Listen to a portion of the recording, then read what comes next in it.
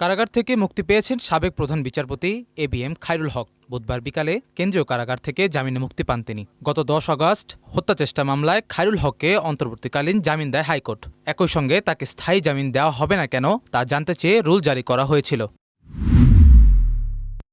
হলফনামায় জালিয়াতির অভিযোগে নোয়াখালী 6 আসনের সংসদ সদস্য আবুল হান্নান মাসুদের পদ শূন্য ঘোষণা করতে হাইকোর্টে রিট করা হয়েছে। দুপুরে হাইকোর্টের সংশ্লিষ্ট শাখায় রিট দায়ের করা হয়।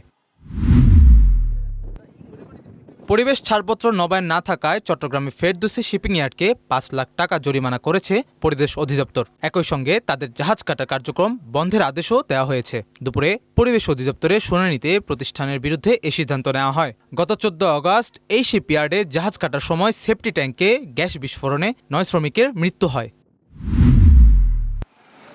চট্টগ্রামে নকশা বহির্ভূত ও অবৈধ স্থাপনার বিরুদ্ধে অভিযান শুরু করেছে চট্টগ্রাম উন্নয়ন কর্তৃপক্ষ সিডিএ। দুপুরে নগরীর বিভিন্ন এলাকায় অনুমোদিত নকশা ব্যত্যয় ঘটিয়ে নির্মাণ করা শতাধিক ভবন চিহ্নিত করা হয়েছে। এরপরও নিয়মের বাইরে অনেকেই বিল্ডিং করছে।